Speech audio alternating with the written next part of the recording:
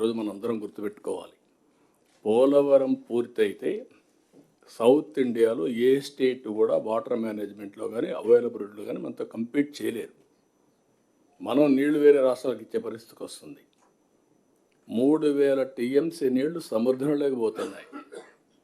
ఒక 200 నుంచి 300 టీఎంసీ నీళ్లు ఎనివే ఇక్కడి నుంచి మీరు చూస్తే Polavaram to Visakhapatnam gravity, Polavaram to Krishna gravity. అంటే ₹1 ఖర్చు పెట్టకుండా మనం ఇరిగేషన్కి ఇచ్చే అవకాశం. ఇక్కడ వాడుకున్న నీళ్లు శ్రీశైలంలో పొదుపు చేసి రాయలసీమకి ఇచ్చాం. ముందు ప్రారంభం మాత్రం పట్టిసీమ 10 ఏళ్ళు బ్రహ్మాండంగా సర్వీస్ చేసింది పట్టిసీమ.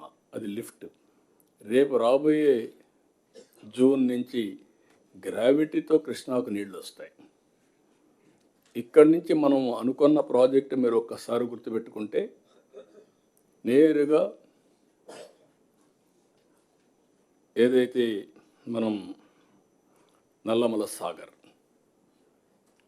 ఈరోజు నేను మొన్న కూడా అపీల్ చేసే తెలంగాణకు కానీ అందరికి కానీ మనం గుర్తుపెట్టుకోవాల్సిన అవసరం ఉంది. ఇది ఎవ్వరికి నష్టం లేని ప్రాజెక్ట్.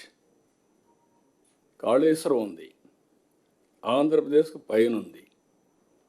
అక్కడ ఈరోజు ఒక ప్రాజెక్టు కట్టారు. విభజన జరిగిన తర్వాత మనం అబ్జెక్ట్ చేయలేదు.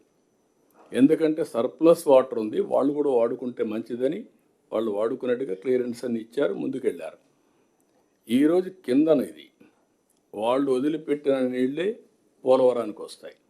పోలవరానికి నల్లమల సాగర్కి నీళ్లు తీసిపోయి వాడుకుంటే అవసరమైతే నాగార్జున సాగర్లో శ్రీశైలంలో మనం వాడుకున్న నీళ్ళు ఇక్కడ వాడుకుంటాం కాబట్టి కొన్ని మిగిలితే ఆ నీళ్లు తెలంగాణ రాయలసీమ పూర్తిగా వాడుకునే పరిస్థితి వస్తుంది.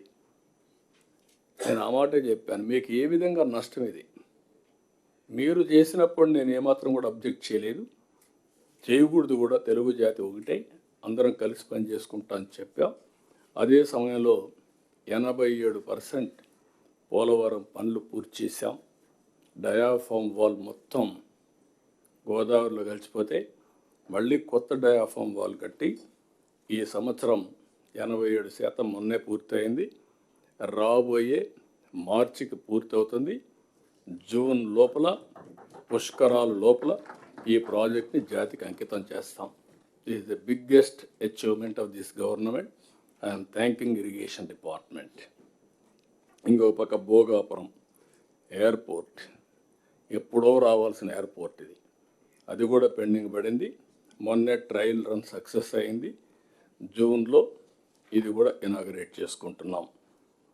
ఇంకొక పక్కన ఈరోజే మీరు చూశారు, అది నేను మళ్ళీ మాట్లాడతాను, అమరావతి బెంగళూరు ఎక్స్ప్రెస్. ఈ రోడ్డు కూడా ఒక 4 గిన్నెస్ రికార్డ్స్ వచ్చాయి, ఇవి మనం మాట్లాడుకుంటాం.